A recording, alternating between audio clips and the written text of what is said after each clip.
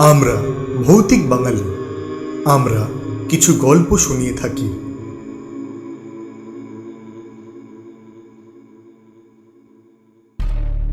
ভৌতিক বাঙালিতে আজ আপনাদের জন্য লেখিকা মৈত্রী চ্যাটার্জির গল্প প্রতিহিংসার সেই রাত। মৈত্রী চ্যাটার্জির জন্ম 1975 সালের 10ই অক্টোবর। পেশায় শিক্ষিকা এবং নেশায় লেখিকা। বর্তমান বাসস্থান পূর্ব কলকাতার লেকটাউনে। শখের বশে লেখালেখি শুরু করেন বিভিন্ন ম্যাগাজিনে। মূলত ভৌতিক ও রহস্য গোয়েন্দা ধারার লেখালেখি করেন। 2019 সালে লেখিকার প্রথম বই মুখোশের আড়ালে প্রকাশিত হয় কলকাতা প্রকাশনী থেকে। আমাদের আজকের গল্পটি কঠোরভাবে প্রাপ্তবয়স্কদের জন্য। গল্প চলাকালীন কোনোভাবে শারীরিক বা মানসিক অসুবিধা বোধ করলে তৎক্ষণাৎ বিশেষজ্ঞের সাহায্য নিন। শুরু হচ্ছে প্রতিহিংসার সেই রাত। সন্ধ্যের মুখে পাড়ার ক্লাবে তাসের আড্ডা চলছিল। ক্লাবের ছেলে ছোকরাদের দলে সুবীর ছিল সকলের মধ্যমণি। সে বেশ অমায়িক স্বভাবের এবং দারুণ গল্প বলিয়ে মানুষ। খেলার মাঝে হঠাৎ কালবৈশাখী ধেয়ে এলো তুমুল ঝড় বৃষ্টি নিয়ে। ঠান্ডা হাওয়ার দাপটে দফায় দফায় বৃষ্টির ঝাঁট আসছে জানলার সার্সি ভেদ করে। তাস খেলা বন্ধ করে দিতে হলো তাই। কয়েকদিন ধরে বস্তা পচা গরম পড়েছিল। দরজার কাছে এসে দাঁড়াতেই প্রাণটা জুড়িয়ে গেল সকলের। চা, চপ, মুড়ি ইত্যাদির ব্যবস্থা আগেই করা ছিল। সেগুলোর সদ্ব্যবহার করতে করতে ক্লাবের ছেলেরা সুবীরকে ঘিরে ধরল। বলল, এমন ওয়েদারে ভূতের গল্প দারুণ জমিয়ে। কোনো ওজোর আপত্তি শুনবো না, কিন্তু আমাদের একটা জম্পেশ ভৌতিক গল্প আজ তোমাকে শোনাতেই হবে। একদম শোনাতেই হবে। আচ্ছা, বেশ বেশ বেশ, তবে গল্প থামিয়ে কোনো প্রশ্ন করা চলবে না কিন্তু। তাল কেটে গেলে উঠে চলে যাব কিন্তু আমি। কারোর কোনো প্রশ্ন বা সংশয় থাকলে গল্পের শেষে তা ক্লিয়ার করে দেব, তার আগে নয়। না না না না, শুরু করো রশ্মিতা, শুরু করো। সুবীর প্রসন্ন মনে ধীরে ধীরে বলা শুরু করল। শোন তবে, তোরা তো জানিস আমার ঠাকুরদার বাড়ি গ্রামাঞ্চলে। অতীতে যা ছিল একেবারে ওই অজপাড়াগা। ফলে গ্রামবাসীদের প্রায় সকলেরই কম বেশি গা ছমছমে অভিজ্ঞতার সম্মুখীন হতে হতো কখনো কখনো। তার মধ্যে যেসব ঘটনা বা অভিজ্ঞতার সাথে আমার ঠাকুরদা প্রত্যক্ষ বা পরোক্ষভাবে জড়িয়ে যেতেন, সেই সব ঘটনা বা কাহিনীগুলি তিনি আমাদের সকলকে ওই গল্পের মতন করে শোনাতেন। সেরকমই একবার দাদুর কাছে শুনেছিলাম ওই গ্রামেই ঘটে যাওয়া একটা ভয়ঙ্কর সত্য ঘটনা। ঘটনাটা যাদের পরিবারে ঘটেছিল তারা একসময় নামকরা জমিদার ছিল। সেই জমিদার বাড়ির অবস্থান ছিল ঠাকুরদার বাড়ির ঠিক মুখোমুখি। আমি তখন দ্বাদশ শ্রেণীতে পড়ি। সেবার গরমের ছুটিতে গ্রামের বাড়ি বেড়াতে গেলাম।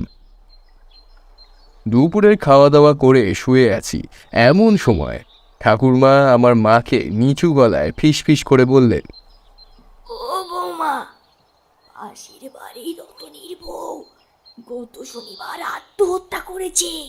শুনে আতকে উঠলাম আমি আর মা। অশ্রু সংবরণ করতে না পেরে মা কেঁদেই ফেলল। রতন কাকুর বউ মানে মালা কাকিমার সাথে আমার মায়ের খুব ভালো সম্পর্ক ছিল। এই পর্যন্ত বলে সুবীর একটু থামল। তারপর একটা চপ মুখে পুরে চেবাতে চেবাতে বলল, তখন তখন তোদের মতো অত বেড়ে পাকা ছিলাম না, বুঝলি। তোদের তো তাপ উত্তাপ দুঃখ আবেগ বলে কিছুই নেই। আমি কিন্তু কাকিমার আত্মহত্যার ঘটনা শুনে খুব কষ্ট পেয়েছিলাম। কথাটা কানে আসা মাত্র পল্টু মনে মনে কটূক্তি করল। হ্যাঁ, আমরা বেড়ে পাকা আর তুই সাধু পুরুষ না? উফ, কি পিরিত! তাই তো এত কষ্ট।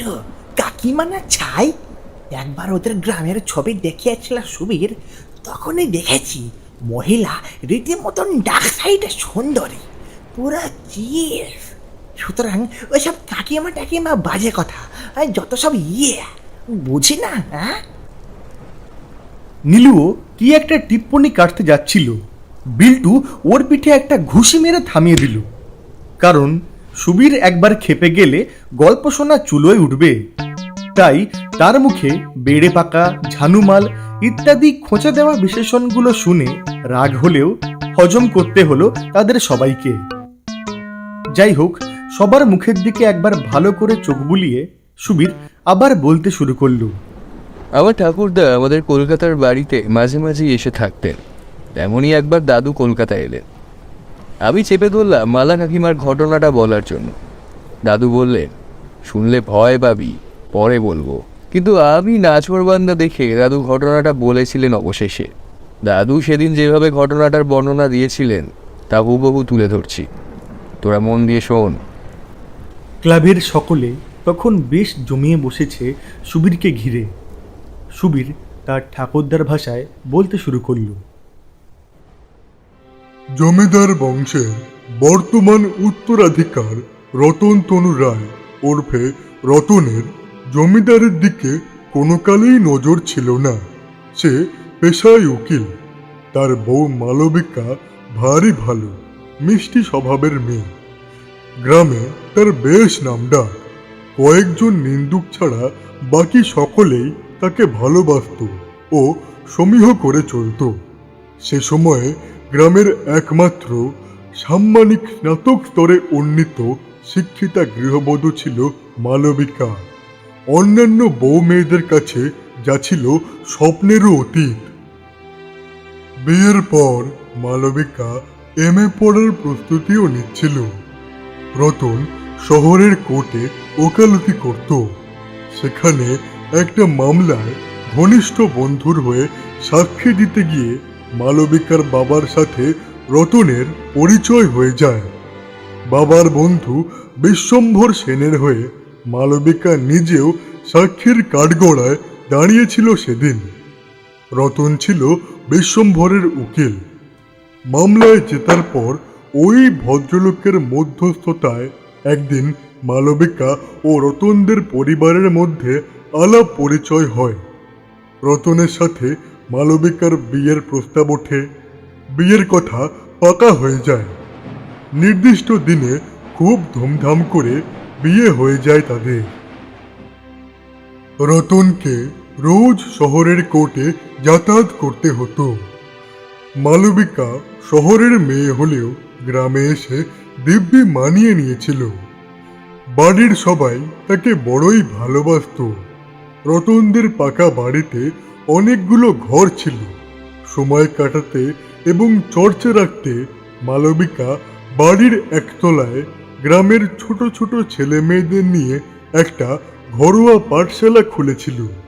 উচ্চ শ্রেণীর ছাত্রছাত্রীরাও টিউশন নিতে আসতো সেখানে। বাড়ির সকলের সায় ছিল তাতে। বিয়ের পর দিনগুলো ভালোই কাটছিল তাদের দুজনে।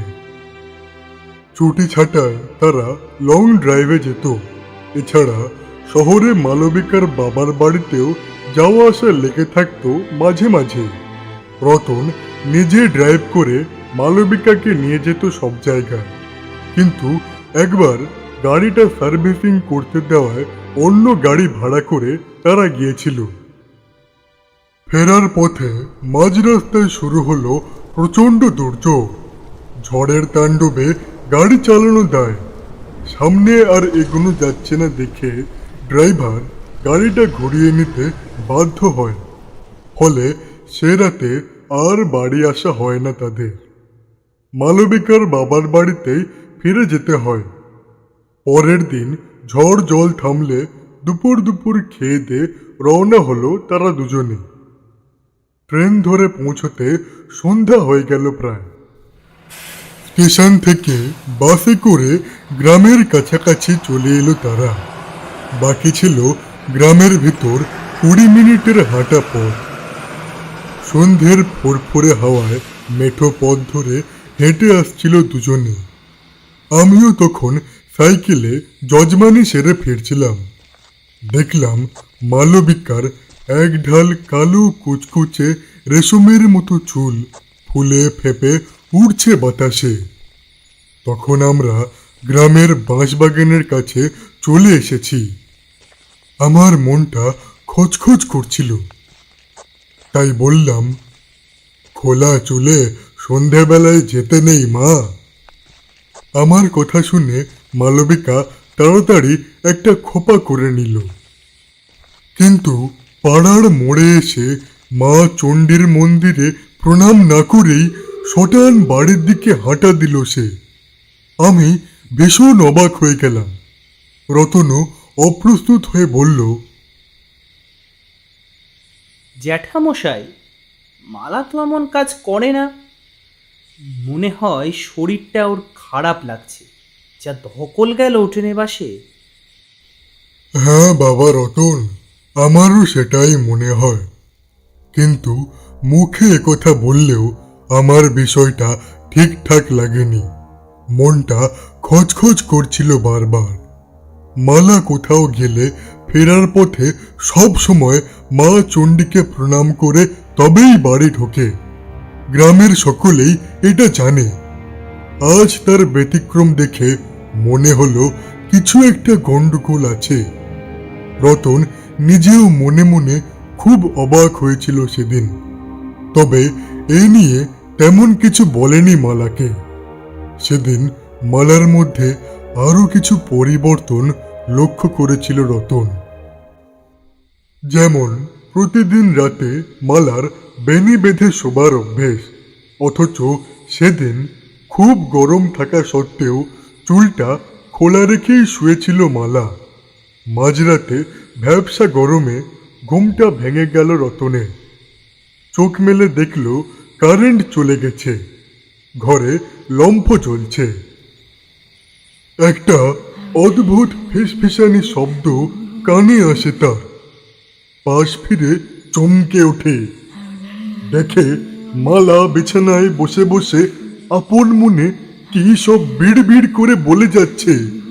তার চোখ দুটো বিস্ফারিত, অথচ মালার নাম ধরে ডাকতেই সে থেমে গেল। তারপর রতনের দিকে তাকিয়ে একটা হাড় হিম করা বিশ্রী হাসি হেসে বিছানা থেকে নেমে এলো মালবিকা। হঠাৎ ভীষণ রাগে লম্ফটাকে টেবিল থেকে নিয়ে ছুঁড়ে মারল শ্বেত পাথরের মেঝেতে। ঝনঝন শব্দে ভেঙে যাওয়া কাঁচের টুকরোগুলোর দিকে তাকিয়ে অট্টহাস্য করে উঠল মালবিকা। চোখে মুখে তার অস্বাভাবিক হিংস্র দৃষ্টি। ঝামেলার সূত্রপাত সেই রাত থেকেই।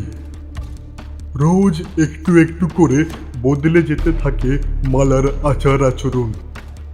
এমনকি নিজেকে নিজেই আঁচড়ে কামড়ে একসা কাণ্ড বাঁধাতো সে রীতিমতন। ঠোঁটের কোণে দুপাশে দুটো সদন্ত এমনভাবে বেরিয়েছিল যা দেখলে দিন দুপুরেও মানুষের পিলে চমকে যেত। বাড়ির সবাই তটস্থ হয়ে থাকতো সব সময়। কোনো কাজে বাধা দিলেই বিকট চিৎকার করে পাড়া মাথায় করত, সাথে জান্তব শ্বাস প্রশ্বাস। হাত পা ছুড়ে ভয়ানক সব অঙ্গভঙ্গি করে দুর্বোধ্য ভাষায় কি সব বলে নাম ধরে তুই তকারি করে ডাকতো সবাইকে। চোখ মুখ ভয়ঙ্কর হয়ে উঠত তখন। পরক্ষণেই আবার সব স্বাভাবিক হয়ে যেত। সে এক বিভীষিকাময় সময় ছিল। আমার ভয়টাই সঠিক ছিল। নিশ্চয়ই কোনো অশুভ আত্মা ভর করেছে ওর শরীরে। পাড়ায় সব জানাজানি হতেই কেউ ভয়ে তাদের ছেলে মেয়েদের মালার কাছে পাঠাতো না আর। পাঠশালাও বন্ধ হয়ে গেল। গোটা গ্রামে রটে গেল মালবিকা পাগল হয়ে গেছে। তবে কি কারণে এমনটা হলো সেটা একমাত্র রতনের মা নিজেই আন্দাজ করেছিলেন। কিন্তু রতন তা বিশ্বাস করেনি। শহরে ওকালতির খাতিরে গ্রামের ছেলে হয়েও তার কাছে এসব কুসংস্কার বলেই মনে হয়েছিল। সে ভেবেছিল শহর থেকে সদ্য নতুন পরিবেশে এসে জল হাওয়া পরিবর্তনের জন্যেই এমনটা হয়েছে মালার, কিংবা কোনো মানসিক চাপ থেকে এমন হয়েছে। তাই সে বাড়িতেই একজন অভিজ্ঞ চিকিৎসকের অধীনে মালাকে রেখে চিকিৎসা শুরু করে। তিনি বাড়ি এসে রুটিন চেক আপ করে যেতেন। সেই সব দিনগুলোয় বিশাল এক টানাপোড়েনের মধ্যে দিয়ে চলছিল তারা। তার মধ্যেই একদিন খবর পেলাম মালা মা হতে চলেছে। বাড়ির সবার মন ভালো হয়ে গেল এই খুশির খবরে। আমিও শুনে খুব খুশি হয়েছিলাম। ভেবেছিলাম মেয়েটা বুঝি এবার ঠিক হয়ে যাবে। কিন্তু রতনের মায়ের মন থেকে দুশ্চিন্তা গেল না। সে আসন্ন বিপদ টের পেয়েছিল। মালবিকা নিজেও মা হতে চলেছে বুঝে প্রথম প্রথম বেশ খুশিতেই ছিল। কিন্তু তার সেই আনন্দ বেশি দিন স্থায়ী হলো না। ফের অস্বাভাবিক আচরণ শুরু হলো। সে যেন আর নিজের নিয়ন্ত্রণে নেই। কোনো দুরাত্মা তাকে দিয়ে ভয়ঙ্কর সব কাণ্ড কারখানা ঘটিয়ে চলেছে। নিজের অজান্তেই কিভাবে যেন ঘটনাগুলো ঘটিয়ে ফেলছে সে। তাই দিনের যেটুকু সময় সে স্বাভাবিক থাকতো, আয়নার সামনে বসে কেবলই ভাবত কি হয়েছে তার, তার এই অস্বাভাবিক আচরণের কারণ কি, কেন খারাপ ব্যবহার করছে সকলের সাথে। কোনো শয়তান কি তবে ভর করেছে তার উপর? কেনই বা সে এমন কুৎসিত দেখতে হয়ে যাচ্ছে দিনকে দিন? রোজ সন্ধে হলেই একজোড়া রাগী লাল চোখ কেন তাকে তাড়া করে বেড়ায়? কার চোখ? কি চায় সে? রতনকে মালবিকা সবকিছুই জানিয়েছিল, কিন্তু রতন তাকে আশ্বাস দিয়ে বলেছিল, এসব তোমার মানসিক রোগ, এমনভাবে চললে বদ্ধ উন্মাদ হয়ে যাবে তুমি। এদিকে দিনরাত এইরকম দুশ্চিন্তা ও অজানা আতঙ্ক মালবিকার মা হবার আনন্দ কেড়ে নিচ্ছিল ধীরে ধীরে। ক্রমশ সে ভিতরে ভিতরে শুকিয়ে যাচ্ছিল। আস্তে আস্তে খাওয়া দাওয়াও ছেড়ে দিল। বহু চিকিৎসা করিয়েও তেমন কোনো লাভ হলো না। পোয়াতি হবার 1 মাসের মধ্যেই সে পুরোপুরি শয্যাশায়ী হয়ে গেল। নিজের মা বাবাকেও চিনতে পারত না শেষের দিকে। একদিন পেটে হাত বুলিয়ে কিছু বোঝাতে চেয়েছিল রতনকে, কিন্তু মুখ ফুটে কিছু বলতে পারেনি। কথা আটকে গেছিল তার, শ্বাস নিতে পারছিল না ঠিক করে। কিন্তু রতন তার সেই ইশারাকে গুরুত্ব না দিয়ে বলেছিল, এসব তোমার মানসিক রোগ, এমনভাবে চললে বদ্ধ উন্মাদ হয়ে যাবে তুমি। তোমাকে এবার ভালো একটা রিহ্যাবিলিটেশন সেন্টারে রেখে চিকিৎসা করানো দরকার। সেখানে তুমি খুব তাড়াতাড়ি সেরে উঠবে। আর তারপর আমাদের সন্তানও ততদিনে পৃথিবীর আলো দেখতে পাবে।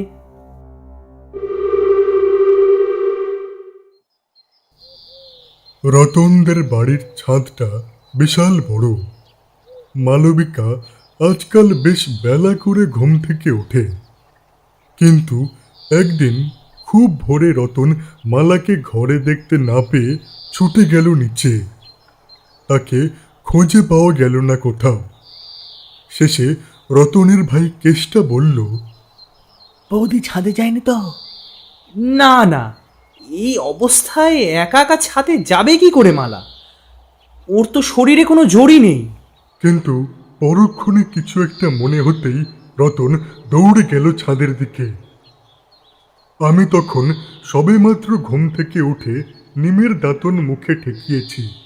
সঙ্গে সঙ্গে কানে এলো একটা কান ফাটানো তীব্র আর্তনাদ, আর তার সঙ্গে জোর কান্নার রোল। বুকটা ছাদ করে উঠল আমার। দেখলাম আশেপাশে সকলেই চিৎকারটা শুনেছে। সবাই মিলে ছুটে গেলাম রতনদের বাড়িতে। কেষ্টার কাছে সব শুনে ছাদে গিয়ে দেখলাম এক মর্মান্তিক করুণ দৃশ্য। চিলেকোঠার ঘরের সিলিং থেকে ঝুলছে মালবিকার নিষ্প্রাণ দেহ। গলায় দড়ির ফাঁস, জিভটা খসে গেছে। কেউ যেন ধারালো কিছু দিয়ে কেটে দিয়েছে জিভটাকে। রক্তে ভেসে যাচ্ছে সারা শরীর। চোখের মণি দুটো উল্টোনো, পেটটা অস্বাভাবিক রকমের ফোলা। রতন তখন শোকে পাথর হয়ে গেছে, নিষ্পলক দৃষ্টিতে চেয়ে আছে মালবিকার রক্তাক্ত দেহটার দিকে। দৃশ্যটা দেখলে আত্মহত্যা মনে হলেও সেটা আত্মহত্যা ছিল না, তা আমি ভালোই বুঝেছিলাম। কিন্তু পাড়ার লোক দীর্ঘদিন সেটাকে আত্মহত্যার ঘটনা বলেই মনে করত। তারপর ধীরে ধীরে সবাই আসল সত্যিটা টের পায়। রতনের মা ক্রমাগত কপাল চাপড়াতে চাপড়াতে বিলাপ করে বলে চলেছে, কতবার বলেছিলুম রতন, বৌমাকে একবার দিনু ওঝার কাছে নিয়ে যা, ওকে তেনাই পেয়েছে। কিন্তু ছেলে মোটেই আমার কথা শুনলে না। চিকিৎসার সাথে সাথে যদি একবার ওঝার কাছে নিয়ে গিয়ে ঝাড়িয়ে আনতো, তাহলে বৌমাকে আজ এইভাবে বেঘরে প্রাণটা দিতে হতো না। তবে সেই তেনাই পেয়েছে মানেটা বুঝতে আমার অসুবিধে হয়নি। একটা সাংঘাতিক ভয়াবহ ঘটনা অবচেতন মনে চাপা পড়েছিল বহুদিন ধরে। তেনাই পেয়েছে শুনে আবার মনে পড়ে গেল সেই নারকীয় হত্যার কথা, যা ছিল অত্যন্ত মর্মস্পর্শী এবং অত্যন্ত হৃদয় বিদারক ঘটনা। ওদিকে মালবিকার মৃত্যুর পর থেকেই শুরু হয়েছিল আরেক উপদ্রব। মাঝে মাঝেই গ্রামের শিশুরা উধাও হয়ে যাচ্ছিল খেলতে খেলতে। অনেক খোঁজাখুঁজির পর তাদের পাওয়া যেত রতনদের বাড়ির সেই একতলার পাঠশালায়। প্রথম প্রথম আমরা সকলেই ভেবেছিলাম মালবিকাকে নিশ্চয়ই ভুলতে পারছে না বাচ্চা ছেলে মেয়েগুলো। মালা যে বড় ভালোবাসত তাদের, তাই ওর টানে অভ্যেসের বসে ওখানে চলে যাচ্ছে তারা। পরে শুনলাম ওরা রতনদের বাড়ির সামনে যখনই খেলতে আসে, মালবিকাকে পাঠশালার জানলায় দাঁড়িয়ে থাকতে দেখে। মুখে আঁচল চাপা দিয়ে সে নাকি ওদের রোজ হাতছানি দিয়ে ডাকে, আর সেই আঁচলে লেগে থাকে রক্তের ছিটে। হঠাৎ করে এসব শুনলে বাচ্চাদের কল্পনা মনে হয়, কিন্তু সবাই তো আর মন গড়া কথা বলে না। ওদের মধ্যে যারা বয়সে একটু বড়, তারাও তো একই কথা জানিয়েছে। তাছাড়া রতনের মা নিজেও বলেছিল রোজ ভোর হলেই পাঠশালার ঘরে নাকি খুটখাট আওয়াজ শোনা যায়। মালবিকা যখন বাচ্চাদের পড়াতো, ভোরবেলায় উঠে প্রতিদিন সবার প্রথমে পাঠশালার ঘরে ঢুকে নিজের হাতে ঝাড়পোছ করত, তারপর লেখাপড়া নিয়ে ব্যস্ত থাকত। ঠিক এইরকমই খুটখাট আওয়াজ শোনা যেত তখন। আসলে সেই প্রিয় পাঠশালা, প্রিয় ঘরের মায়া কাটিয়ে মালার আত্মা চলে যেতে পারেনি। ছাত্রছাত্রীদের খুব স্নেহ করত সে, তাই মৃত্যুর পরেও দেখা দিত তাদের। আমার পরামর্শে অবিলম্বে তাই মালবিকার পিণ্ডদানের বিশেষ ব্যবস্থা করা হলো। আমি, রতনের এক শ্যালক আর দুজন গ্রামবাসী মিলে একসাথে গয়ায় গেলাম। তখনকার দিনে গয়া ছিল এক ভয়ানক বিভীষিকার জায়গা। কেমন যেন গা ছমছম করে উঠত গয়ায় যাবার কথা শুনলে। পিণ্ডদানের সময় যেসব দৃশ্য দেখা যেত তা সহ্য করা সবার পক্ষে সম্ভব হতো না। সঙ্গে যথেষ্ট লোকবল এবং মনে অসীম সাহস রাখতে হতো। আমি গ্রামের পুরোহিত হবার সুবাদে ওরা আমাকে সঙ্গে করে নিয়ে যায়। এর আগেও বার কয়েক গয়ায় গেছি কিছু অতৃপ্ত আত্মার শান্তি কামনা। তখন যেসব দৃশ্য দেখেছি, ভয় পেলেও মনের জোরে নীরব থেকেছি। কিন্তু এবার যা ঘটল তা যেমন ভয়ঙ্কর তেমনি অকল্পনীয়।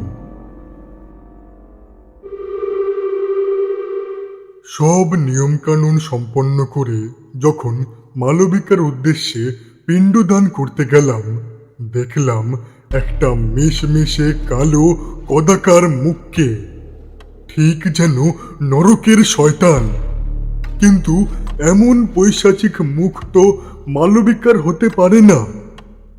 ধীরে ধীরে নিশ্চিত হলাম ও মালবিকা নয়, ওর জায়গা নিয়েছে ভয়ানক শক্তিশালী কোনো দুরাত্মা, যে মালাকে নিশ্চিত মৃত্যুর দিকে ঠেলে দিয়েছে।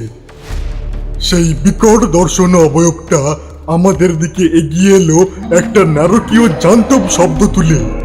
ভয়ে হাত পা ঠান্ডা হয়ে গেল আমাদের সকলে। হৃৎপিণ্ডটা যেন আমার গলার কাছে এসে আটকে আছে। অনেক অতৃপ্ত আত্মার সম্মুখীন হয়েছে জীবনে, তারা অনেক বাধা দিয়েছে নানাভাবে, কিন্তু এমন সাংঘাতিক কাণ্ড কারখানা কখনো দেখিনি। প্রচন্ড ভয় পেলেও আমি এক মনে ইষ্ট নাম জপ করতে লাগলাম। সেই ভয়ঙ্কর আত্মার হিংস্র রাগে দৃষ্টি নিবদ্ধ ছিল রতনের হাতে ধরা পিণ্ডের দিকে। সে চায় না পিণ্ড নিতে, তার বদলে বিকট হাঁ করে গিলে খেতে এলো রতনকেই। রতন থরথর করে কাঁপছে দেখে আমি ওর হাত থেকে পিণ্ডটা নিয়ে নিলাম। ভূত বিতাড়নের কিছু উচাটন বিদ্যে আমার জানা ছিল। সঙ্গে আনা রুদ্রাক্ষের কবচ সকলের হাতে ও গলায় বেঁধে দিলাম তখনকার মতন। কিন্তু এতেও যে খুব বেশিক্ষণ আটকে রাখা যাবে না সেই ভয়ঙ্কর প্রেতাত্মাকে, তা আগেই বুঝেছিলাম। প্রেতাত্মাটি ছিটকে সরে গেলেও দূর থেকে রতনের দিকে তাকিয়ে ক্রুদ্ধ গর্জন করে যাচ্ছিল ক্রমাগত। মন্ত্রের রেশ কেটে গেলেই আবার ঝাঁপিয়ে পড়বে রতনের ওপর। তখন আর উপায় থাকবে না তাকে বাঁচাবার।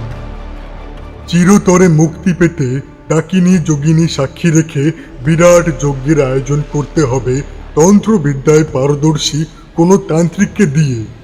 এই মুহূর্তে যা সম্ভব নয় কোনোভাবেই, অথচ মানবিকতার খাতিরে রতনকে তো বাঁচাতেই হবে। তাই কি করণীয় ভাবতে ভাবতে হঠাৎ মনে পড়ে গেল আমার গুরুদেব রমানাথ তান্ত্রিকের কথা। গুরুদেবের কাছে আমি শক্তিশালী দুরাত্মা বা অপদেবতাদের বেশ কিছু কালের জন্য মেঘবন্দি করে রাখার বিদ্যা শিখেছিলাম। আমার সাথে ছিল পবিত্র গঙ্গা জল। ধ্যানে বসে গুরুদেবকে স্মরণ করলাম। মন্ত্রোচ্চারণ করে বার কয়েক মন্ত্রপুত জল ছিটিয়ে দিতেই সেই ভয়াল দর্শন প্রেত মূর্তি এক মুঠো ধুলোকণা হয়ে মিশে গেল আকাশে। সকলে স্বস্তির নিঃশ্বাস ফেলল। তারপর মালবিকার আত্মাকে সকলে স্মরণ করলাম। এবার স্পষ্ট দেখতে পেলাম তাকে। মালার সেই জিহবাবিহীন বিভৎস করুণ চেহারা দেখে বুকের ভিতরটা ব্যথায় মোচড় দিয়ে উঠল। বেশিক্ষণ তাকিয়ে থাকা যায় না তার দিকে। পিণ্ডদান করে মালবিকার উদ্দেশ্যে তা নিবেদন করতেই তার আত্মা সেটা লুফে নিয়ে আস্তে আস্তে মিলিয়ে গেল হাওয়ার গভীরে। বুঝলাম মালার অতৃপ্ত আত্মা এবার মুক্তি পেয়েছে। আমার চোখ দিয়ে কয়েক ফোঁটা অশ্রু গড়িয়ে পড়ল। মালা, আমাকে ক্ষমা করে দিও মালা, আমাকে ক্ষমা করে ইতিমধ্যে দিও মালা। মালবিকার কাছে ক্ষমা প্রার্থনা করে শোকে অনুতাপে জ্ঞান হারিয়ে মাটিতে পড়ে গিয়েছিল রতন। তার জ্ঞান ফিরিয়ে আনা হলে রতনের শ্যালক চোখের জল মুছে জিজ্ঞাসা করল, ঠাকুর মশাই, আর কি কিছু করণীয় আছে আমাদের? না, আর ভয়ের কিছু নেই। মালার আত্মা শান্তি পেয়েছে। খানিকক্ষণ পর রতন একটু স্বাভাবিক হলো। আমরা সেই রাতটা গয়ায় কাটিয়ে দিলাম। পরদিন সকাল সকাল সবাই রওনা হলাম গ্রামের উদ্দেশ্যে। সেদিনের পর থেকে মালবিকাকে আর দেখা যায়নি পাঠশালার ঘরে। সুবীর একটা দীর্ঘশ্বাস ছেড়ে বলল, না, ঘটনাটা শুনে ভয় পেলেও কষ্ট হয়েছিল বিস্তর। তবে দাদু কিন্তু অনেক কথা লুকিয়েছিলেন আমার কাছে। আরও খানিকটা বড় হবার পর যেদিন গ্রামে গেলাম, মাঠে সঙ্গী সাথীদের সাথে ফুটবল খেলে মন্দিরের চাতালে গিয়ে বসেছিলাম। পাড়ার মেয়ে বউরা গল্পগুজব করছিল সেখানে। সেদিন ছিল ঘোর অমাবস্যা। ওরা বেশ কিছু গা চমচমে ঘটনা নিয়ে আলোচনা করছিল। হঠাৎ তাদের মধ্যে এক পাড়াতুতো জ্যাঠাইমা রতন কাকুদের বাড়ির ঘটনাটা বলতে শুরু করলেন। আমি পাশে বসে খুব মন দিয়ে শুনলাম। প্রতিটা কথাই দাদুর সাথে মিলে গেল। এমনকি পিণ্ডদানের ঘটনাটা উনি পুঙ্খানুপুঙ্খভাবে বর্ণনা দিলেন। দাদু আর রতন কাকুদের সাথে ওনার স্বামীও গিয়েছিলেন সেবার গয়ায়। জ্যাঠাইমার কাছেই শুনেছিলাম কাকিমার বাচ্চাটা নাকি পেটেই মারা গেছিল। এ পর্যন্ত বলে সুবীর আবার একটু থামল। সবাই অধীর আগ্রহে তখন তাকিয়ে আছে তার দিকে। কয়েক সেকেন্ড চুপ থেকে সুবীর বলল, এবার আসি মূল ঘটনায়। ঠাকুরদা বলেছিলেন মালা কাকিমা যেদিন ভর সন্ধেবেলায় এলো চুলে হেঁটে আসছিল, সেদিন সেই মুহূর্তেই এক দুরাত্মা তার উপর ভর করে।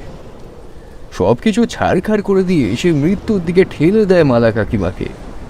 তবে তাকে দুরাত্মা বলাও ঠিক নয়। রতন কাকার দাদামশাই প্রদ্যুৎ নারায়ণ ছিলেন ঘোর অত্যাচারী, দুশ্চরিত্র আর একটা লম্পট জমিদার। একদিন রাতে তার গোপন কুকীর্তি দেখে ফেলেছিল ওই গ্রামেরই নিরীহ ছেলে অশোক। প্রতিবাদ করেছিল বলে সেই রাতেই তার জিভ কেটে নেওয়া হয়। কিন্তু এতেও ক্ষান্ত হয়নি প্রদ্যুৎ নারায়ণ। পাছে অশোক সেই অবস্থায় গ্রামে গিয়ে লোকজন ডেকে নিয়ে আসে, তাই সব প্রমাণ লোপাটের জন্য লোকচক্ষুর অন্তরালে তাকে নির্মমভাবে কুপিয়ে হত্যা করা হয়। সেসব দুজন পথচারী সন্দেহ হয়েছিল বাঁশবনের ভিতর থেকে চাপা আর্তনা তার খসখস শব্দ শুনে। তারা সেই শব্দ অনুসরণ করে অকুস্থলে পৌঁছায় এবং হত্যাকাণ্ডটি দেখে ফেলে। প্রাণে মেরে ফেলার হুমকি দিয়ে ওই দুজন প্রত্যক্ষদর্শীর মুখ বন্ধ রাখা হয়েছিল বহুদিন। তাদেরই একজন হঠাৎ মারণ ব্যাধিতে আক্রান্ত হয়ে মৃত্যুশয্যায় সেই নারকীয় হত্যাকাণ্ডের কথাটা রতনের মাকে বলে যায়। তার মাধ্যমে ঠাকুরদা সব জানতে পারেন। ঠাকুরদা আরও কয়েকটা কথা বলেছিলেন। রতনের মা নিরুপমা আমার কাছে ছুটে এসেছিল এর একটা বিহিত করতে, যাতে তাদের বংশের এই পাপ স্খলন হয়ে যায়। কিন্তু মহাপাপ খণ্ডাবে কে? তাদের ওপর যে অভিশাপের কোপ পড়েছিল তাতে কালের নিয়মে শাস্তি পেতেই হবে সকলকে। আমি মনে মনে কঠোরতম চরম শাস্তি কামনা করেছিলাম প্রদ্যুৎ নারায়ণের। শেষে নিরুপায় হয়ে নিরুপমা আমার পায়ে ধরে অনুনয় বিনয় করে বলেছিল, ঠাকুরমশাই, এই পাপের কথা আর কেউ যেন না জানে। সবাই সব কিছু জেনে গেলে নিজের সন্তানের কাছেও আমরা আর লজ্জায় মুখ দেখাতে পারবো না। শেষে আত্মহত্যা করতে হবে আমাদের। তাই তখন শুধু রতনের মুখ চেয়ে আমি তার অনুরোধ ফেলতে পারিনি। তাছাড়া প্রদ্যুৎ নারায়ণের বিরুদ্ধে আমি একা লড়াই করতাম কিভাবে? কেউ ভয়ে মুখ খোলেনি। হত্যাকাণ্ডের মতন এত বড় একটা জঘন্য অপরাধ চাপা দিয়ে আমি নিজেও নিজের বিবেকের কাছে অপরাধী হয়ে গিয়েছিলাম। বারবার ক্ষমা চাইতাম অশোকের কাছে তার আত্মাকে আহ্বান করে, কিন্তু সে আমার কোনো ক্ষতি করেনি কখনো। অশোকের হত্যাকাণ্ডের কোনো কিনারা হয়নি। সকলে জানত সে নিরুদ্দেশ হয়েছে। জমিদার প্রদ্যুৎ নারায়ণের বিরুদ্ধচারিতা করার সাহস আমাদের কারোর ছিল না। ফলে অশোকের আত্মা সুবিচার না পেয়ে পেয়ে পরিণত হয় এক ভয়ঙ্কর অপদেবতায়। তার অতৃপ্ত আত্মা বাঁশবাগানে ঘুরে বেড়াতে থাকে চরম প্রতিশোধ স্পৃহা নিয়ে। গয়ায় পিণ্ড দিতে গিয়ে যে ভয়ঙ্কর প্রেতাত্মার কবলে পড়েছিলাম সে আর কেউ নয়, সে ছিল অশোক। একদিন মধ্যরাতে প্রদ্যুৎ নারায়ণকে বাড়ি থেকে বেরিয়ে যেতে দেখলাম। বুঝলাম নিশ্চয়ই আবার কোনো দুষ্কর্ম করতে যাচ্ছে দুশ্চরিত্র লম্পটটা। গোপনে ওকে অনুসরণ করলাম। গ্রামের সীমানায় বাঁশবাগানের ভিতর ওর একটা লুকোনো আখড়া আছে, যেখানে নিত্য নতুন মেয়েদের নিয়ে আসা হয়। এদের মধ্যে কেউ স্বেচ্ছায় আসে, কাউকে আবার জোর করে তুলে আনা হয়। অশোককে যেদিন হত্যা করা হয় সেদিন রাতেও একটা অসহায় মেয়ের কান্না শুনেই তাকে বাঁচাতে গিয়েছিল সে। প্রতিবাদ করেছিল বলে অশোককে খুন হতে হয় প্রদ্যুতের হাতে। যাই হোক, আমি সেদিন দৃঢ় প্রতিজ্ঞ ছিলাম যে আর কোনো অঘটন হতে দেব না, তাতে আমার যা হয় হোক। সেই মতো চুপি চুপি প্রবেশ করলাম বাঁশবাগানে।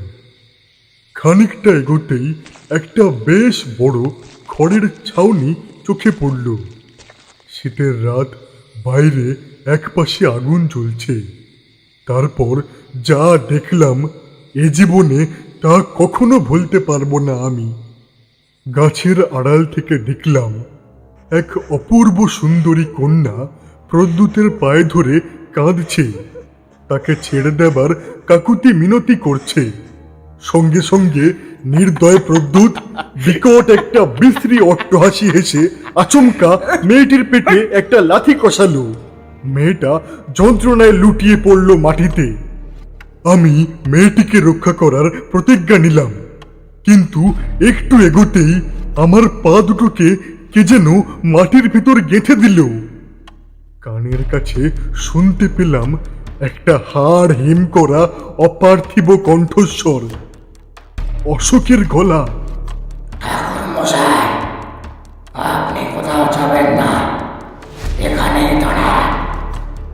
ওদিকে শয়তান প্রদ্যুৎ ততক্ষণে জোর জবরদস্তি মেয়েটির সতীত্ব হরণ করতে উদ্যত হয়েছে।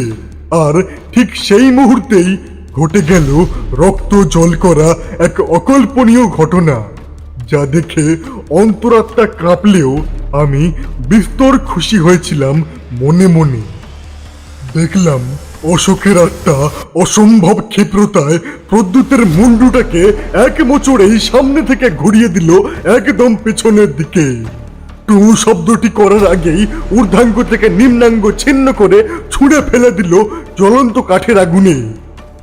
কোনো এক মায়া বলে সেদিন গোটা গ্রাম আচ্ছন্ন হয়ে পড়েছিল গভীর নিদ্রায়।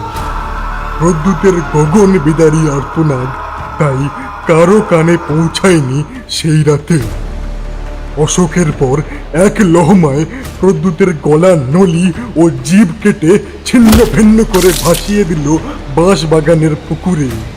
কোথা থেকে ভীমরুলের মতন দেখতে একদল রাক্ষসে পোকার ঝাঁক এসে আক্রমণ চালিয়েছিল প্রদ্যুতের লোকজনের ওপর। তারা তাদের বিষাক্ত হুল ফুটিয়ে আগেই মেরে ফেলেছিল লোকগুলোকে। অবশেষে আমি অসহায় মেয়েটিকে নিরাপদ আশ্রয়ে পৌঁছে দিয়ে ফিরে এলাম নিজের ঘরে।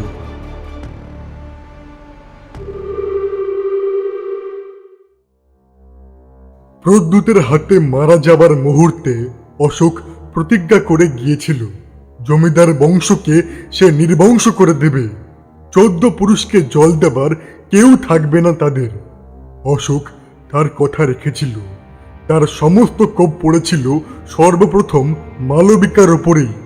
সে বাসা বেঁধেছিল মালবিকার শরীরের ভেতর, যাতে তার আর রতনের সন্তান ভূমিষ্ঠ হতে না পারে। মালবিকার অস্বাভাবিক হিংস্র আচরণ এবং তার আশেপাশে সর্বদা এক ভয়ঙ্কর ছায়ামূর্তিকে বিচরণ করতে দেখেছিল রতনের মা। বিপদের আঁচ সেদিনই টের পেয়েছিল সে। মালাকে ঝাড়িয়ে আনার কথা বহুবার বলেছিল রতনকে, কিন্তু রতন ঝাড়ফুঁকে বিশ্বাস করত না একেবারে। তাই মায়ের কথা হেসে উড়িয়ে দিয়ে বলেছিল, ধুস, কিসের ছায়ামূর্তি? কই, আমি তো দেখি না। সব তোমাদের কল্পনাপ্রসূত মনের ভুল, মা। এদিকে মালা ক্রমশ মৃত্যুর দিকে এগিয়ে যেতে থাকে। তাকে বাঁচাবার আর কোনো উপায় থাকে না। কিন্তু গল্পের শেষ এখানেই নয়। সুবীর নিজেও জানতো না যে কোন ভয়ঙ্কর ঘটনার সাক্ষী সে হতে চলেছে অদূর ভবিষ্যতে।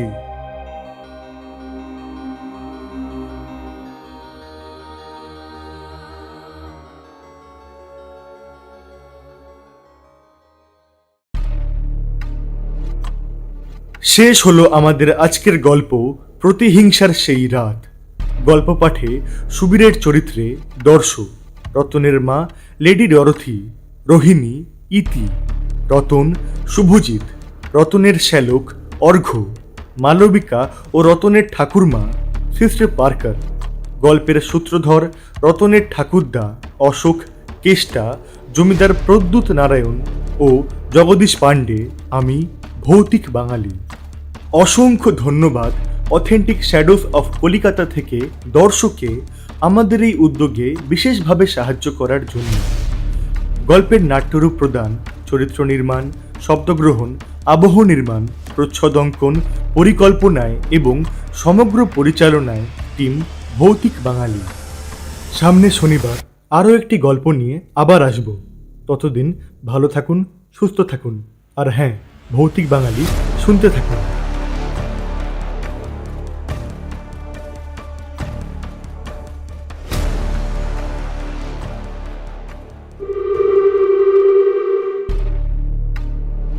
ভৌতিক বাঙালিতে আজ আপনাদের জন্য লেখিকা মৈত্রী চ্যাটার্জির গল্প প্রতিহিংসার সেই রাত। মৈত্রী চ্যাটার্জির জন্ম 1975 সালের 10ই অক্টোবর। পেশায় শিক্ষিকা এবং নেশায় লেখিকা। বর্তমান বাসস্থান পূর্ব কলকাতার লেকটাউনে। শখের বশে লেখালেখি শুরু করেন বিভিন্ন ম্যাগাজিনে। মূলত ভৌতিক ও রহস্য গোয়েন্দা ধারার লেখালেখি করেন। 2019 সালে লেখিকার প্রথম বই মুখোশের আড়ালে প্রকাশিত হয় কলকাতা প্রকাশনী থেকে। আমাদের আজকের গল্পটি কঠোরভাবে প্রাপ্তবয়স্কদের জন্য। গল্প চলাকালীন কোনোভাবে শারীরিক বা মানসিক অসুবিধা বোধ করলে তৎক্ষণাৎ বিশেষজ্ঞের সাহায্য নিন। শুরু হচ্ছে প্রতিহিংসার সেই রাত। এর আগে আপনারা শুনেছিলেন মালবিকার উপর ভর করে এক নারকীয় অভিশাপ মালার সুন্দর গোছানো জীবন ধ্বংস করে তার জীবন কেড়ে নেয়।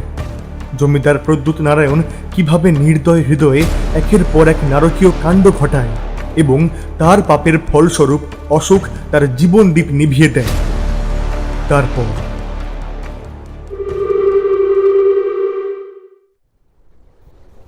ক্লাব ঘরে তখন এক অখণ্ড নীরবতা বিরাজ করছে। সবাই রুদ্ধশ্বাসে সুবীরদের গ্রামের সেই ভয়ানক কাহিনী শুনে চলেছে। সুবীর একটা লম্বা দীর্ঘশ্বাস ফেলে ফের বলতে শুরু করল। হ্যাঁ, কিন্তু অশোকের আত্মার বিনাশ যে সম্ভব নয় তা তিনি উপলব্ধি করেছিলেন। ধ্যান ও যোগে অতীতে ঘটে যাওয়া সেই নৃশংস হত্যাকাণ্ড তিনি প্রত্যক্ষ করেন এবং বিস্ময়ে হতবাক হয়ে যান। অশোককে সেদিন নির্মমভাবে হত্যা করা হয়েছিল তার মায়ের সামনেই। লাশটা রাতের আধারে পুড়িয়ে ফেলেছিল জমিদারের লোকজন। তারপর অশোকের মাকেও হত্যা করে পুড়িয়ে ফেলা হয় একইভাবে। রতনকার পূর্বপুরুষের সেই ঘৃণ্য অপরাধের প্রতিশোধ নিতেই মৃত্যুর পর অশোক পরিণত হয়েছিল এক ভয়ঙ্কর অপদেবতায়। সম্পূর্ণ কাহিনীটা সমাপ্ত করে সুবীর উঠে পড়েছিল তার আসন ছেড়ে। বাইরে বৃষ্টিও থেমে গেছে। চারিদিক নিশ্চুপ। সবাই যেন কথা হারিয়ে ফেলেছে। সকলের মনেই গভীর রেখাপাত করেছে ঘটনাটা। ধীর পায়ে ক্লাবঘর থেকে বেরিয়ে এলো সুবীর। এর কয়েকদিন পরের কথা। সেদিন ক্লাবঘরে গল্পের ছলে পুরনো স্মৃতি রোমন্থন করে মনটা ভারাক্রান্ত হয়ে উঠেছিল সুবীরের। তার নতুন অফিসে এখন কাজের চাপ তেমন নেই। তাছাড়া বহুদিন গ্রামেও যাওয়া হয়নি তার। তাই গ্রামে যাবার মনস্থির করল সে। রতনকে সুবীর কাকা বলে ডাকলেও উভয়ের মধ্যে বয়সের ফারাক খুব বেশি ছিল না। গ্রামের দিকে একটু তাড়াতাড়ি বিয়ে হয়ে যেত সকলের। রতনের ক্ষেত্রেও তেমনই হয়েছিল। বেশ হৃদ্যতার সম্পর্ক ছিল সুবীর আর রতনের মধ্যে। তাই গ্রামে পৌঁছে প্রথমেই চলে গেল রতনদের বাড়িতে। কিন্তু বাড়ির সামনে গিয়ে থমকে দাঁড়ালো সে। এ কি হাল হয়েছে জমিদার বাড়ির? চারিদিকে ঝোপঝাড়, কাঁটা গাছ, শ্যাওলা পড়া উঠোন, নোনা ধরা দেওয়াল, জীর্ণ পলেস্তারা খসে পড়ছে এখানে সেখানে। রতনের নাম ধরে বেশ কয়েকবার ডাকার পরেও কোনো সাড়া পাওয়া গেল না। সুবীর কি করবে ভাবছে, এমন সময় একটা লোককে তার দিকে খুঁড়িয়ে খুঁড়িয়ে হেঁটে আসতে দেখা গেল। লোকটার কঙ্কালসার চেহারা দেখলে আঁতকে উঠতে হয়। চোখ দুটো কুটুরাগত, ঠিক যেন পরিত্যক্ত দুটো অন্ধ খনি। মাথার চুল প্রায় নেই বললেই চলে। নাকটা কেউ যেন ঘুষি মেরে থেবড়ে ঢুকিয়ে দিয়েছে ভেতরে। শুধু শ্বাস প্রশ্বাসের জায়গাটুকু টিকে আছে কোনো রকমে। চোয়াল ভাঙা, তোবড়ানো গাল, ভাঙা ভাঙা দাঁতের সারি উঁচু হয়ে বেরিয়ে আছে সামনের দিকে। সরু কাঠির মতন লম্বাটে হাত দুটো দুপাশের কাঁধ থেকে লম্বা হয়ে ঝুলছে। এক ঝলক দেখলে নরকঙ্কাল বলে মনে হওয়া অস্বাভাবিক কিছু নয়। লোকটাকে দেখে শিউরে উঠল সুবীর, কিন্তু একে তো আগে কখনো দেখেনি সে। এদিকে রতনেরও কোনো পাত্তা নেই। শেষে অধৈর্য হয়ে সুবীর লোকটার উদ্দেশ্যে চেঁচিয়ে বলল, ও মশাই, শুনছেন? আপনি কে বলুন তো? বাড়ির কাউকে দেখছি না কেন? আমি রতনকার কাছে এসেছি। ও কোথায়? একটিবার তাকে ডেকে দিন না প্লিজ। বলুন কলকাতা থেকে সুবীর এসেছে। কিন্তু লোকটা কোনো উত্তর দেওয়া তো দূরে থাক, ফিরেও তাকালো না তার দিকে। সুবীরের মনে হলো লোকটা যেন ইচ্ছে করেই দেখেও দেখছে না তাকে। তারপর কোথায় যেন উধাও হয়ে গেল। ইতিমধ্যে বিকেল গড়িয়ে সন্ধে হয়ে গেছে। গোটা বাড়িটা থমথম করছে ঘুটঘুটে অন্ধকারে। উঠোনের একপাশে একটা লম্ফ রাখা ছিল। সুবীর পকেট থেকে লাইটার বের করে লম্ফটা জ্বালাতে আবছা আলোয় ভরে গেল চারপাশটা। সেই মুহূর্তে লোকটাও কোথা থেকে যেন ছুটে বেরিয়ে এলো। তার চোখে মুখে ভয়ের ছাপ স্পষ্ট। হ্যারিকেনের মৃদু আলোয় লোকটাকে আরো ভয়ানক দেখতে লাগছে। লোকটা এবার খোঁড়াতে খোঁড়াতে সুবীরের দিকে এগিয়ে এলো। সুবীরের গাটা ছমছম করে উঠল অজানা আতঙ্কে, কিন্তু পরক্ষণেই টের পেল লোকটা রীতিমতন ধুঁকছে। এই বুঝি তার প্রাণবায়ুটা বেরিয়ে যাবে। ভয়ের বদলে সুবীরের এবার মায়া হলো লোকটার জন্য। সুবীর লোকটার দিকে আরো এগোতেই হঠাৎ লম্ফটা তুলে নিয়ে চাপা স্বরে বলল, সুবীর, তুই পালা এখান থেকে। এবারে অভিশপ্ত, এখানে কেউ বেঁচে নেই রে, তুই পালা। কথাগুলো শুনে থরথর করে কেঁপে উঠল সুবীর। প্রায় পড়েই যাচ্ছিল মাটিতে, কোনো মতে নিজেকে সামলে নিয়ে ভয়ে ভয়ে বলল, মানে কি কি কি বলতে চাইছেন? কে আপনি? আমার নাম জানলেন কি করে? রতন কাকা কোথায়? এবার লম্ফটা নিজের মুখের সামনে ধরে ক্ষীণ কণ্ঠে লোকটা বলে উঠল, আমি তো রতনকারে। চিনতে পারিসনি তাই না সুবীর? না চেনারই কথা। পাপ যে বাপকেও ছাড়ে না রে। তাই তো পূর্বপুরুষের পাপের বোঝা বয়ে চলেছি আমি একা। অশোক তার প্রতিশোধ নিয়েছে। আমার স্ত্রী, সন্তান সবাইকে গ্রাস করেছে। আমার ভাই কেষ্টাকেও শেষ করে দিয়েছে। মা বাবাকেও কেড়ে নিয়েছে। এবার আমার পালা। তুই চলে যা সুবীর। এ বাড়ির নিঃশ্বাসে প্রশ্বাসে পাপের ছোঁয়া। মহাপাপ করেছি যে আমি নিজেও। চারিদিকে তাই প্রতিহিংসার বিষ বাতাস। সুবীর যেন নিজের চোখ আর কানকে বিশ্বাস করতে পারছে না। এই লোকটা রতন কাকা! এ কি চেহারা হয়েছে তার? কি করে হলো এমন? রতনকা এসব কি বলছে? সুবীর স্পষ্ট বুঝল রতনের সময় ঘনিয়ে এসেছে। তবু ধুঁকতে ধুঁকতে রতন কাতর কণ্ঠে বলে গেল, মালার মৃত্যুর পর আমি পিণ্ড দিতে গিয়ে ভয়ঙ্কর এক অপদেবতার সম্মুখীন হই। সে ছিল অশোকের অতৃপ্ত আত্মা। অশোক সেদিনই আমাকে মেরে ফেলতো। ওর আক্রমণ থেকে আমাকে বাঁচাতে ওর আত্মাকে মেঘবন্দি করেছিলেন আচার্যি মশাই। তারপর বেশ কিছুদিন আর কোনো উৎপাত হয়নি, কিন্তু হঠাৎ গত 7-8 মাস আগে থেকে এক ভয়ানক ঝড় বৃষ্টির রাত থেকে শুরু হয়ে গেল সাংঘাতিক সব কাণ্ড কারখানা। সেই থেকে প্রতিদিন কানের কাছে একটা হাড় হিম করা পৈশাচিক হাসি আর ফিসফিসানি শুনতে পাই। সে রোজ বলে চলে যায়, সব ঘটাকে খতম করেছে, এবার তোর পালা, তোকে মেরে তবে আমার শান্তি। তার এক জোড়া জ্বলন্ত চোখ আমায় তাড়া করে বেড়ায় দিনে রাতে সব সময়। সেই চোখ যাকে মালা রোজ দেখতে পেত। সেদিন যদি মালার কথা বিশ্বাস করতাম, তাহলে হয়তো ওকে বাঁচানো সম্ভব হতো। আক্ষেপের সুরে কথাগুলো বলল রতন। সব শুনে সুবীরের বুকের ভেতরটা মোচড় দিয়ে উঠল। ঠিক করলো রতনকে এই অবস্থায় ছেড়ে সে কোথাও যাবে না, তাতে তার যা হয় হোক। সুবীর রতনদের উঠোনে দাঁড়িয়ে যখন মনে মনে এসব ভাবছে, এমন সময় একটা বিশ্রী খ্যানখ্যানে গলায় হাসির শব্দ শুনে চমকে উঠল সুবীর। তার চোখ চলে গেল দোতলার বারান্দায়।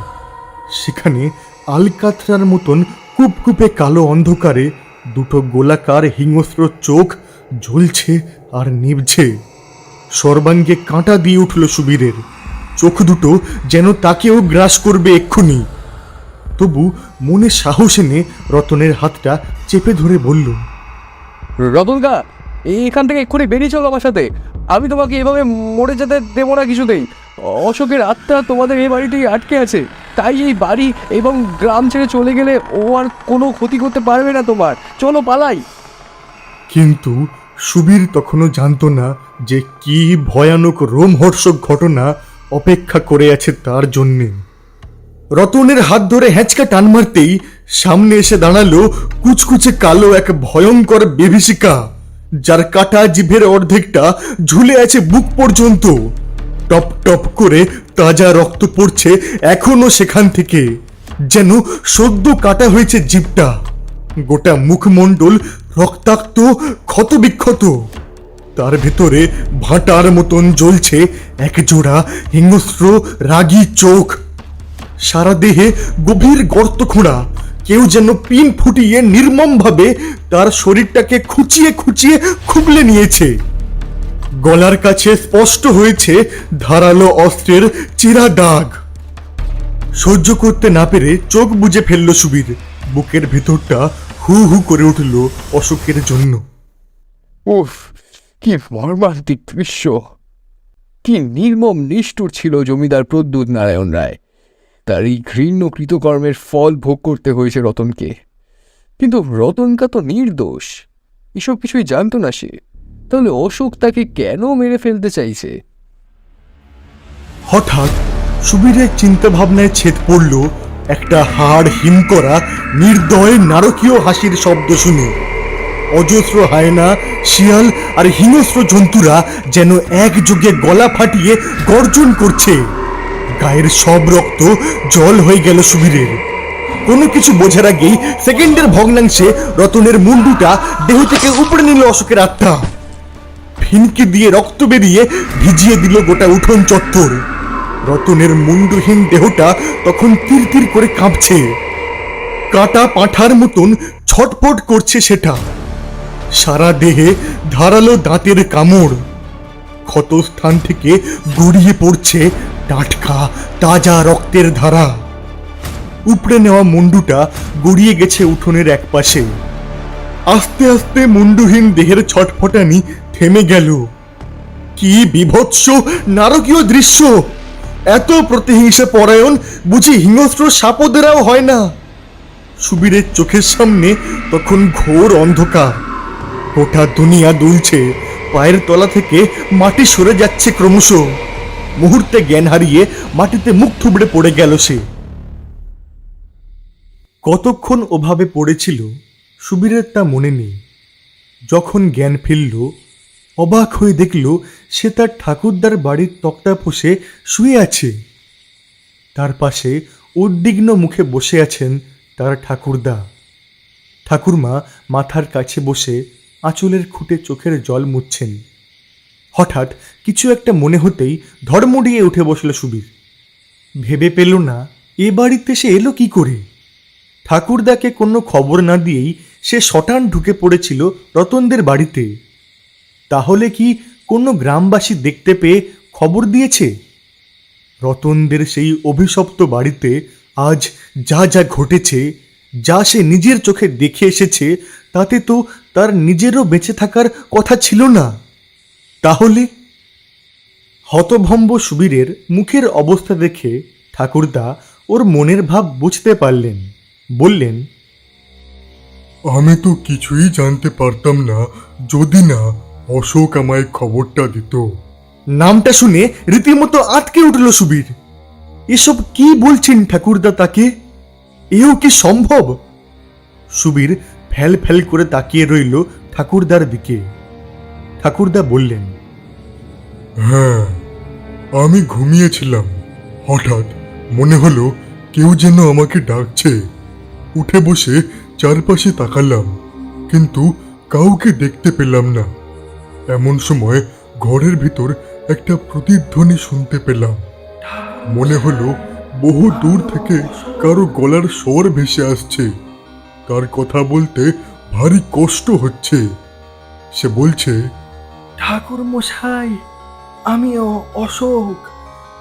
আজ মুক্তি পেয়েছি। এই গ্রাম ছেড়ে চলে যাব এবার। রতনদের বংশ নির্বংশ হয়েছে। আমি প্রতিশোধ নিয়েছি আচার্য মশাই। অশোকের মুখে তখন এক অপার্থিব শান্তির হাসি খেলা করছে। তার সেই বিভৎস রূপ আর নেই। আমার চোখে জল এসে গেল। ওদের পুরো পরিবারটাই শেষ হয়ে গেছে রতনদের পাপাচারে। আমি ওর চির মুক্তির কামনায় কিছু মন্ত্রোচ্চারণ করলাম। চলে যাবার আগে সে বলে গেল, ঠাকুর মশাই, সুবীর রতনদের বাড়িতে অচৈতন্য হয়ে পড়ে আছে। আপনি এখনই যান। আমি চললাম। এটুকু বলে তার ধোঁয়াটে শরীরটা হাওয়ায় মিলিয়ে গেল। ঠাকুরদা কথাগুলো বলতে গিয়ে বারবার চোখের জল মুছছিলেন। ঘরের পরিবেশ থমথমে হয়ে গেল। ইতিমধ্যে ঠাকুরমা সুবীরের জন্য এক গ্লাস গরম দুধ নিয়ে এসেছেন, কিন্তু সুবীর কিছুতেই মন থেকে মেনে নিতে পারছে না আজকের এই ঘটনাটাকে।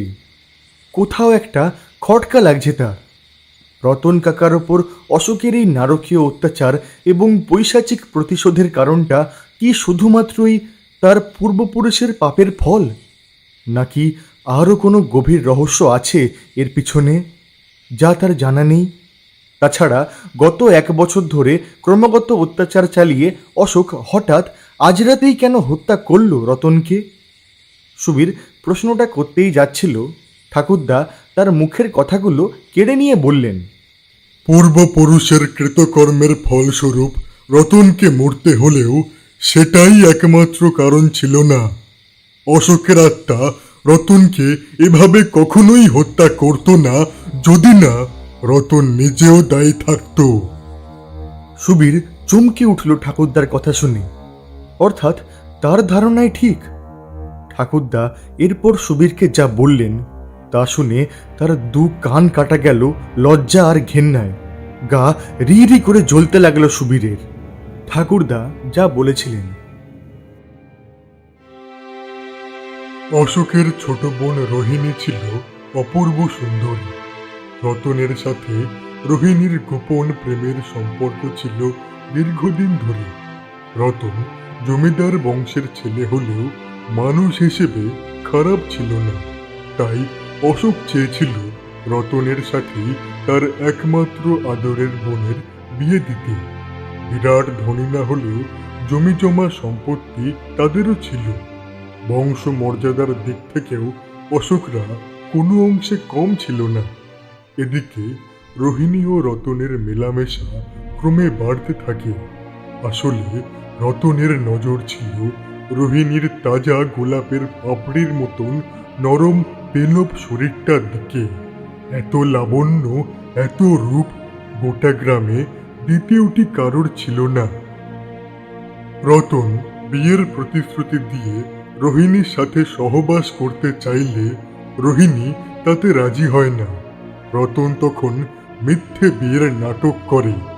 অশোক ও তার মায়ের সম্মতিতে গোপনে অশোকদের বংশের ঠাকুরকে সাক্ষী রেখে রোহিণীকে বিবাহ করে। তারপর অশোক ও তার মাকে আশ্বাস দিয়ে বলে আর কয়েক মাস পরেই সে ওকালতি পাশ করে যাবে। তখন বাড়িতে সব জানিয়ে রোহিণীকে স্ত্রীর মর্যাদা দিয়ে নিয়ে যাবে। অশোকরা সরল মনে বিশ্বাস করেছিল রতনের কথায়। ইতিমধ্যে একদিন রোহিণী টের পায় সে মা হতে চলেছে। আর সেদিন রাতেই এক অসুস্থ আত্মীয়কে দেখে ফেরার পথে অশোক ও তার মা খুন হয়ে যায় রতনের দাদামশাই প্রদ্যুৎ নারায়ণের হাতে। রোহিণী বাড়িতে একাই ছিল সেদিন। তাদের বাড়ি থেকে বাঁশবাগানটা বেশ দূরে, ফলে এসব ঘটনার কিছুই সে ঘুণাক্ষরেও টের পায়নি। এদিকে সেদিন রাতেই রতনের সাথে সাক্ষাৎ করে রোহিণী তার পোয়াতি হবার খবরটা জানায় এবং শীঘ্রই তাকে রতনদের বাড়ি নিয়ে যাবার কথা বলে। কিন্তু রতন খবরটা শুনে কেমন যেন পাল্টে যায়। না না, না প্লিজ এখন বাচ্চা টাচ্চা কিছু সম্ভব নয়। তুমি কেন কি লাগবে তোমার?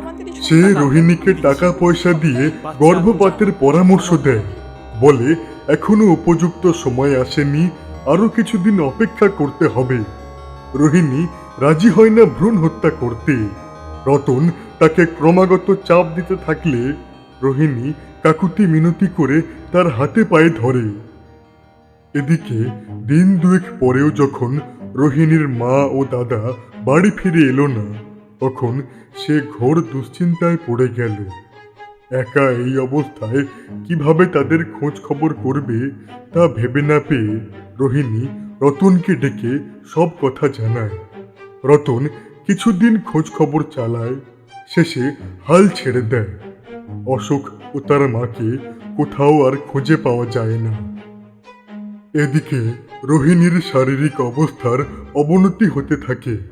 বেগতিক দেখে রতন একদিন রোহিণীকে নিয়ে গভীর রাতে শহরে এক বন্ধুর বাড়ি চলে যায়। রোহিণীকে সেখানে রেখে আসে এবং শীঘ্রই তার কাছে ফিরে আসার প্রতিশ্রুতি দিয়ে কয়েকটা দিন অপেক্ষা করতে বলে। কিন্তু সেসব রতনের ছলনা ছিল। সে আসলে ওই বন্ধু ও তার বউকে বিস্তর টাকা দিয়ে হাত করেছিল। বন্ধুর বউকে বলেছিল যেভাবেই হোক রোহিণীকে গর্ভপাতে রাজি করাতেই হবে। একান্ত যদি সে রাজি না হয় তাহলে বাচ্চাটাকে তারা যেন যে কোনো উপায়ে খতম করে দেবার ব্যবস্থা করে এবং রোহিণীকে কোনো একটা আশ্রমে রেখে আসে। রোহিণী একটু চিন্তিত হলেও সরল বিশ্বাসে সেখানে থাকতে রাজি হয়ে যায়। রতন দিব্যি দায় এড়িয়ে নিশ্চিন্ত হয়ে গ্রামে ফিরে আসে। রতন চলে যাবার পর প্রথম কিছুদিন বন্ধু ও তার বউ রোহিণীর সাথে ভালো ব্যবহারের নাটক করে। তারপর থেকে শুরু হয় নানান অত্যাচার। একদিন স্ত্রীর অনুপস্থিতির সুযোগে রতনের সেই বন্ধু রোহিণীকে জোর জবরদস্তি ধর্ষণ করে খুন করে এবং ডেড বডিটা রাতের আঁধারে খালের জলে ফেলে পালিয়ে যায়। ইতিমধ্যে রতন ওকালতি পাশ করে প্র্যাকটিস শুরু করে দেয়। এ সময় মালবিকার সাথে তার পরিচয় হয় এবং বিয়েও হয়ে যায় ধুমধাম করে। রোহিণীর কথা একটি বারের জন্য তার মনে আসে না, কিন্তু একদিন রাতে মালবিকার চিৎকারে ঘুম ভেঙে যায় রতনের। মালবিকার চেহারায় অস্বাভাবিক পরিবর্তন লক্ষ্য করে সে। মালার ওপর যেন একটা ছায়ামূর্তি ভর করে আছে। ডিম লাইটের আবছা আলোয় ফুটে ওঠে একটা বিভৎস কদাকার মুখ। আস্তে আস্তে সেই মুখটা বদলে যায় রোহিণীর মুখে। আঁতকে ওঠে রতন, সব কথা মনে পড়ে যায় তার। মালবিকাও তখন সদ্য পোয়াতি হয়েছে। পরের দিন কোর্ট থেকে ফেরার পথে রোহিণীর অনেক খোঁজ খবর করে রতন। সেই বন্ধুর বাড়ি গিয়ে তার বউ রমাকে বিধবার বেশে দেখে চমকে ওঠে রতন। রমা কাঁদতে কাঁদতে জানায়, রতন রোহিণীকে তাদের কাছে রেখে আসার পর একদিন রমা তার বাপের বাড়ি বেড়াতে যায়। দুদিন পর বাড়ি ফিরে কাউকেই দেখতে পায় না সে। অনেক খোঁজাখুঁজির পর খালের জলে রোহিণীর পচা গলা নগ্ন মৃতদেহ পাওয়া যায়। রমার স্বামী নগেন তখন পলাতক। পুলিশ যখন নগেনকে খুঁজে খুঁজে হয়রান, তার মধ্যেই একদিন নগেনের মুন্ডহীন দগ্ধ লাশ পাওয়া যায় বাড়ির পিছনের ডোবায়। কেউ তাকে জীবন্ত পুড়িয়ে মেরেছে। দুটো চোখ সহ মুন্ডুটা উপড়ে নিয়ে সর্বাঙ্গ জ্বালিয়ে দিয়েছে।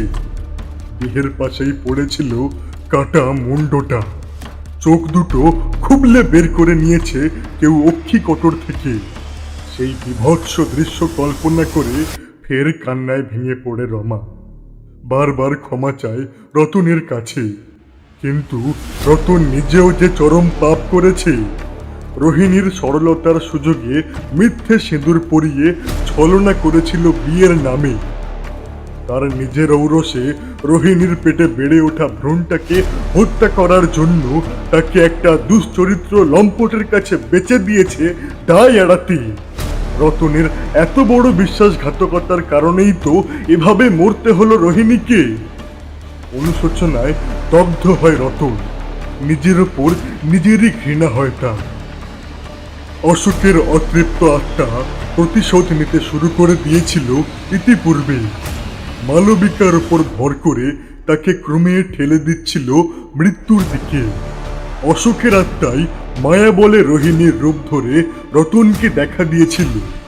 এভাবে একটু একটু করে ঘোর অন্ধকার নেমে আসে রতনের জীবনে। একের পর এক অপমৃত্যু ঘটতে থাকে। তার সন্তানকে হত্যা করে পেটের ভিতরে।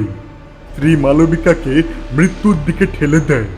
তারপর রতনের বৃদ্ধ বাবা ও মাকে এক এক করে হত্যা করে অশোক। রতনের ভাই কেষ্টাকেও গলায় ফাঁস দিয়ে ঝুলিয়ে দেয় সে। বাঁশবাগানের ভেতর থেকে তাদের লাশ উদ্ধার করা হয়। এই সবই রতন ও তার পূর্বপুরুষের কৃতকর্ম ও পাপের ফল, বুঝলি দাদু ভাই? কালের নিয়মে জেগে উঠেছিল অশোকের মেঘবন্দি আত্মা। যে রাতে অশোককে হত্যা করা হয় সেদিন ছিল ওর 30 বছরের জন্মদিন। আর ঘটনাক্রমে আজ রতনেরও 30 বছর পূর্ণ হয়েছে। এই দিনটার জন্যই অশোক অপেক্ষা করেছিল এত দিন।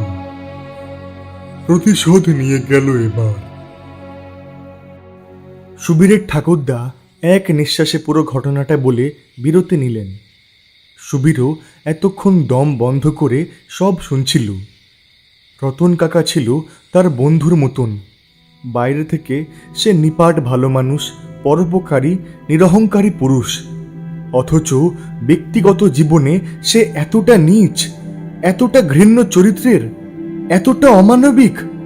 এভাবে একটা অসহায় মেয়ের জীবন নষ্ট করে তাকে মৃত্যুর দিকে ঠেলে দিতে তার বিবেকে বাঁধল না। রতনের সেই পাপের ফল ভুগতে হয়েছে নিষ্পাপ মালা কাকিমা ও তার সন্তানকেও। রতন কেবল তার পূর্বপুরুষের পাপের ভাগীদারি নয়, নিজেও মহাপাপী। বিছানায় শুয়ে রাতের আকাশের দিকে তাকিয়ে মনে মনে এসব 7-5 ভাবছিল সুবীর। তারপরে চোখটা লেগে এসেছিল তার। সম্বিত ফিরে পেল পাখ পাখালির ডাকে। পূব আকাশে রং ধরেছে, ভোর হয়ে গেছে। ধীরে ধীরে বিছানা ছেড়ে উঠে দাঁড়ালো সে। পাশেই সেই অভিশপ্ত বাড়িতে তখনও পড়ে আছে রতনের মুন্ডুহীন দেহটা। মুন্ডুটা গড়িয়ে গেছে উঠোনের এক কোণে। রক্তে ভরা বিশাল উঠোনের একপাশে লোকজনের ভিড় উপচে পড়ছে তখন। ভিড় ঠেলে প্রবেশ করলেন সদর থানার ইন্সপেক্টর জগদীশ পাণ্ডে। সেই বীভৎস নারকীয় দৃশ্য দেখে ইন্সপেক্টর কেঁপে উঠলেন মনে মনে। মাথার টুপিটা খুলে একটা দীর্ঘশ্বাস ফেলে বললেন,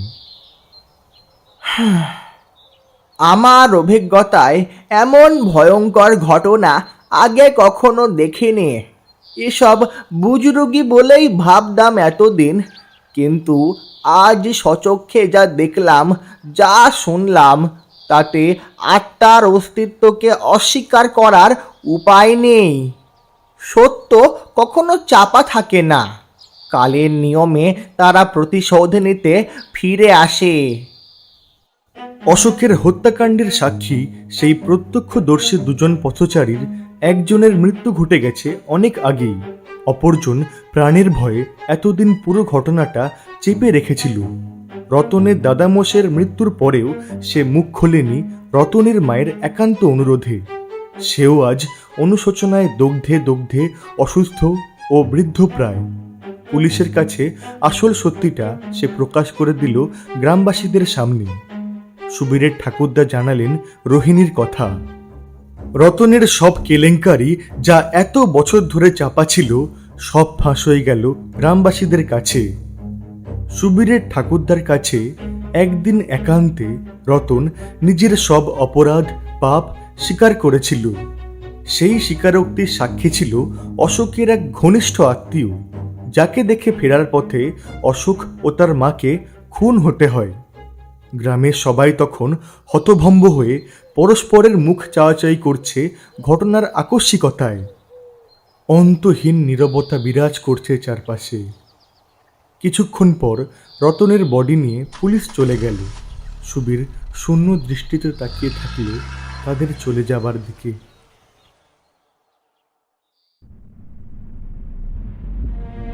শেষ হলো আমাদের আজকের গল্প প্রতিহিংসার সেই রাত। গল্প পাঠে সুবীরের চরিত্রে দর্শক রতনের মা লেডি ডরথি, রোহিণী ইতি, রতন শুভজিৎ, রতনের শ্যালক অর্ঘ্য, মালবিকা ও রতনের ঠাকুরমা সিস্টার পার্কার। গল্পের সূত্রধর রতনের ঠাকুরদা অশোক কেষ্টা, জমিদার প্রদ্যুৎ নারায়ণ ও জগদীশ পাণ্ডে। আমি ভৌতিক বাঙালি। অসংখ্য ধন্যবাদ অথেন্টিক শ্যাডোস অফ কলিকাতা থেকে দর্শককে আমাদের এই উদ্যোগে বিশেষভাবে সাহায্য করার জন্য। গল্পের নাট্যরূপ প্রদান, চরিত্র নির্মাণ, শব্দগ্রহণ, আবহ নির্মাণ, প্রচ্ছদ অঙ্কন, পরিকল্পনায় এবং সমগ্র পরিচালনায় টিম ভৌতিক বাঙালি। সামনে শনিবার আরও একটি গল্প নিয়ে আবার আসব। ততদিন ভালো থাকুন, সুস্থ থাকুন, আর হ্যাঁ, ভৌতিক বাঙালি শুনতে থাকুন।